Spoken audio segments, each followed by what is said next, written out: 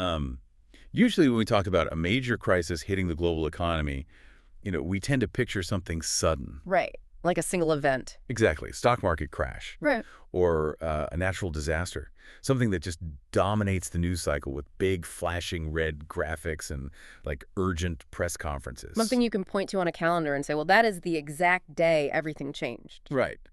But what if I told you that the most severe crisis facing critical global industries right now isn't an explosion, but more of a quiet, orderly exit? It's a really unsettling thought. It is. So for you, the learner listening right now, I want you to picture the control room of a nuclear power plant or, the engineering floor of a major aerospace manufacturer or even a surgical ward. High-stakes environments. Exactly. Now, imagine half the people in that room, the ones who have been there the longest, the ones who just instinctively know how to fix a turbine when it makes that weird humming noise. Oh, veterans. Yeah. Imagine half of them simply standing up, packing up their favorite coffee mugs and just walking out the door. Forever. It's a chilling visual. And the most alarming part is that we aren't discussing some hypothetical scenario here. No, we really aren't. We are looking at a demographic certainty, one that's unfolding right now. Which is exactly why we are here today. Welcome to the deep dive. Yeah. We have secured an exclusive preview of a major white paper and a highly anticipated announcement dropping tomorrow. April 10th, 2026. That's the date. This is coming out of Irvine, California, from two entities that are fundamentally changing the landscape. That's EON Reality and EON AI Ventures. Right. And our mission today is to unpack the core framework at the heart of their announcement, a concept they're calling AI Fluency. Now, I know if your initial reaction to the phrase AI fluency is to just roll your eyes. It sounds like corporate jargon. Exactly, because it sounds like just another buzzword for teaching the accounting department how to write better chatbot prompts. But I encourage you to hold that thought. Yeah, this is way beyond chatbots. It's operating on a completely different scale. It is a mission-critical architecture. And it's designed to bridge this massive looming gap between the rapid technological disruption of AI and actual on-the-ground workforce readiness. Right, in those high-stakes environments we just mentioned. Exactly. The primary objective of AI Fluency is figuring out how enterprises can capture human genius, that deep, nuanced physical expertise. Before it retires. Yes, before it retires, and then synthesizing that captured genius to train the next generation so they can perform at peak levels. So to understand why this AI Fluency framework is so, urgent, we really need to look at the exact dimensions of this crisis. The numbers are pretty wild. The data in this white paper is genuinely staggering.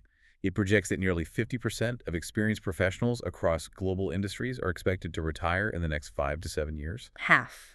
Yeah. Half of the accumulated operational knowledge in the global workforce just walking out the door in less than a decade. Yeah, and the source material points out that this mass exodus is creating deep knowledge silos. Especially in specific fields, right? Yes, specifically in fields critical to public safety, advanced engineering, and complex logistics. We are not talking about losing institutional knowledge on how to format a spreadsheet. Yeah. We are talking about losing the operational muscle memory that literally keeps power grids online and commercial airplanes in the sky. Okay, here is where I want to challenge the panic a little bit. Okay, let's hear it. Because I'm looking at another statistic right here in the text. It states that generic AI models, the standard large language models we're all using now, they're already fulfilling 80% of the training cap. I see where you're going with this. Right. Wait a minute. Yeah. If generic AI is already handling 80% of the problem, that sounds like a solid B-. If we grade on a curve, maybe even an A-. Sure. So why are the alarm bells ringing so loudly if these off-the-shelf algorithms are doing 80% of the heavy lifting? Well, that assumption is the exact trap so many organizations are falling into right now. The white paper refers to this kind of implicitly as the 80% trap. The 80% trap. Okay, explain that. An 80% success rate is perfectly fine if you are automating, say, routine administrative tasks. Right. Like if a generic AI writes a marketing email and it's 80% good, a human editor tweaks a few sentences, and you hit send, no harm done. Yeah, nobody gets hurt over a clunky sentence in a newsletter. The stakes are low. Exactly. But the source material is explicitly clear about where this generic approach breaks down. Traditional training and standard AI solutions are falling 20% short in applying knowledge effectively in environments where absolute precision is non-negotiable. Wow. Okay. The text highlights a specific statistic. 1 in 3 critical industries globally rely on precision AI. 1 in 3. Right. Think about aviation maintenance or complex healthcare procedures. In those environments, an 80% success rate isn't an A minus. It's a catastrophic failure. Exactly. You don't want an airplane engine that functions properly 80% of the time. No, definitely not. And you certainly don't want a surgeon who is only, 80% sure which artery to clamp. Right. There is zero margin for error in these sectors. So that 20% gap that generic AI leaves behind is the deadliest gap imaginable. It's the difference between knowing the theory Mm. and actually executing it physically. Perfectly said. It is the gap between an AI knowing the written rules of a machine and having the deep, hard-won human expertise to know what to do when those rules suddenly don't apply. Like if a sensor's iced over. Or a valve is stripped, exactly. That final 20% is where human safety, operational throughput, and the actual structural integrity of an organization live. So employers are facing this brutal dual challenge. They're losing the unparalleled depth of their senior talent while simultaneously realizing the generic AI tools they bought to replace that training. They just can't handle the physical reality of the work. Right, the precision. Which naturally brings us to the proposed solution. Yeah. If that 20% gap is truly a matter of life and death, how do we save that absolute precision? Right. How do we actually capture the mastery of these retiring experts before it just vanishes? Well, the first major pillar of EON AI Ventures solution addresses exactly that. They call it the knowledge retention framework. Okay, so when I first read this section of the white paper, my mind immediately went to a sci-fi scenario. Oh, yeah. Like what? I just pictured downloading a retiring master mechanic's brain directly onto a thumb drive, plugging it into a corporate mainframe and having this static archive of every trick they learned over 40 years. I mean, that is a really common way people visualize it. But the reality EON is proposing is much more dynamic than a thumb drive. How so? Well, a thumb drive implies a static, dead archive. It's the equivalent of an old corporate wiki that nobody reads.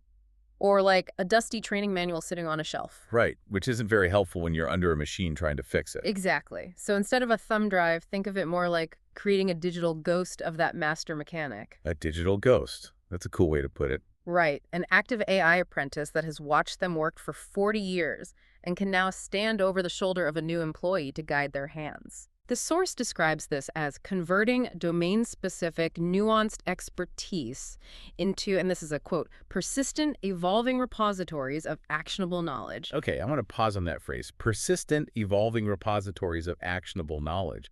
Because, it sounds like heavy corporate jargon. It does a bit. What is the actual mechanism there? Like, how does it evolve? It evolves because it isn't just a digitized textbook. When a veteran engineer troubleshoots a rare failure on a factory floor, they aren't just following a checklist. Right, they're feeling it out. Yes. They are using spatial awareness. They are applying a very specific amount of physical torque to a wrench. They are listening for a specific acoustic change in a motor. Things you can't just write down in a manual. Exactly. So the knowledge retention framework leverages advanced AI to map those physical, spatial, and decision-making logics. It captures those unwritten gut instincts and embeds them into a system that constantly updates as new edge cases are encountered and solved. That makes sense. The white paper uses a crucial term for this. They call it data-to-action continuity. Data-to-action continuity. Mm-hmm. Okay, breaking that down, it implies what? Closing the loop between the raw information sitting in a database and the actual physical movement required to execute a task. That is the core of the issue right there. It ensures the deep expertise of veterans thrives within new AI-powered systems rather than just sitting in a file folder. So when a new employee faces a complex problem, The AI isn't just feeding them a generic paragraph of text. It is providing the actionable, nuanced sequence of physical steps that the 40-year veteran would have demonstrated.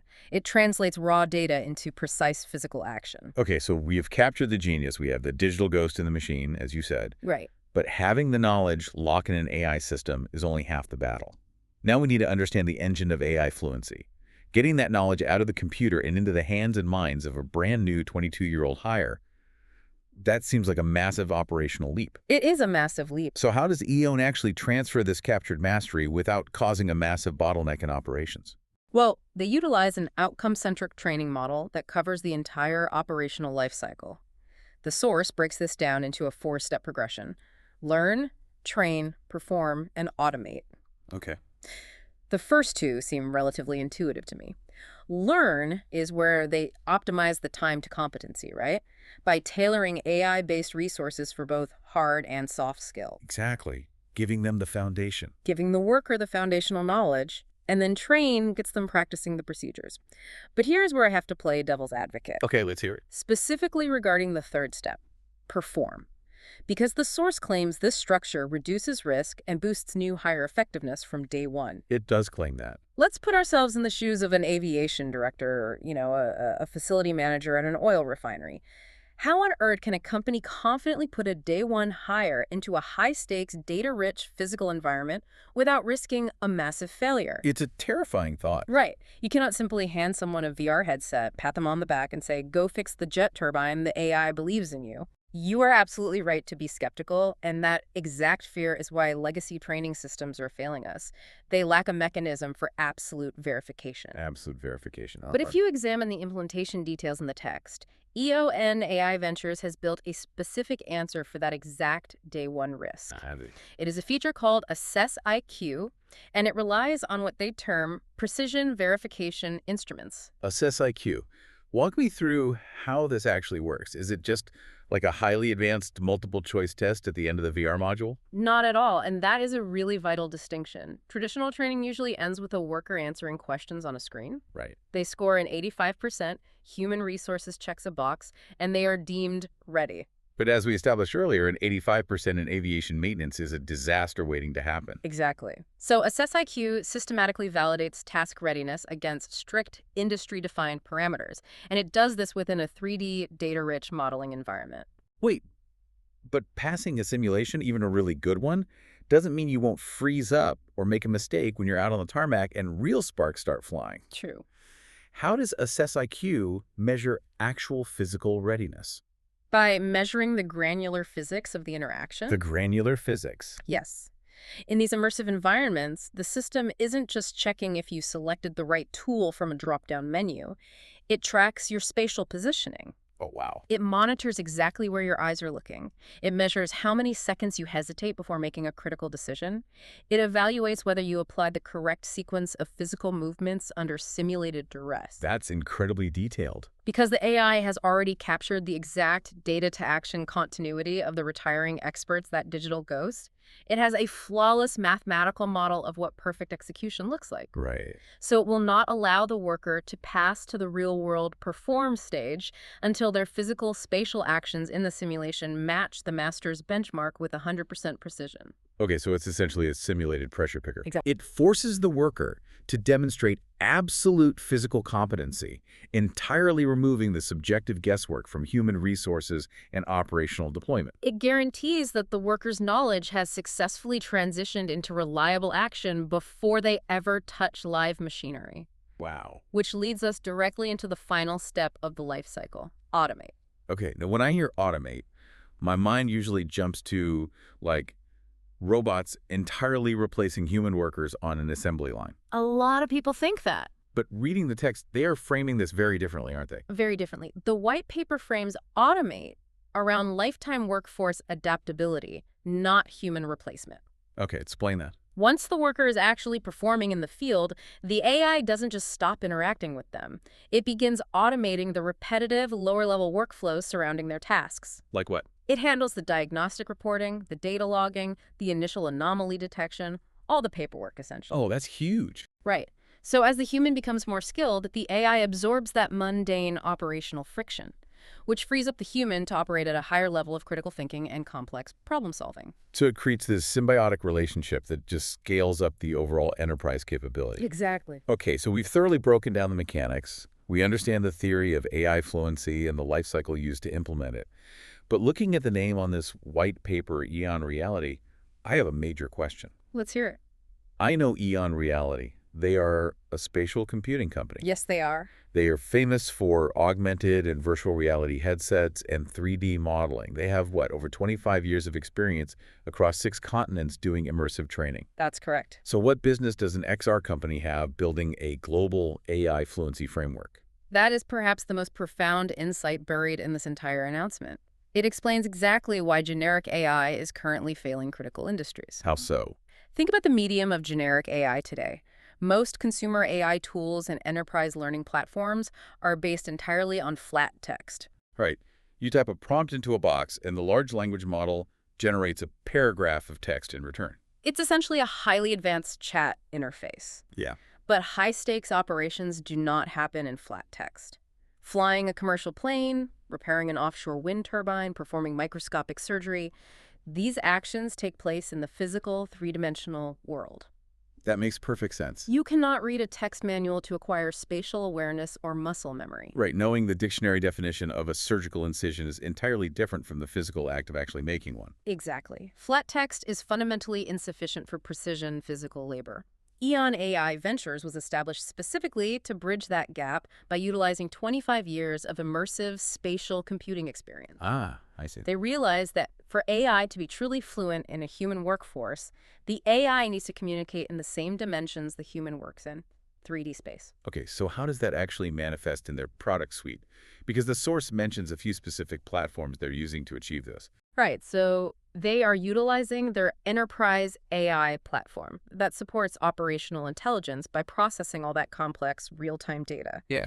But then they route that intelligence through platforms like Virtual Campus and Virtual Compass, and those are designed for scalable, immersive training and certification.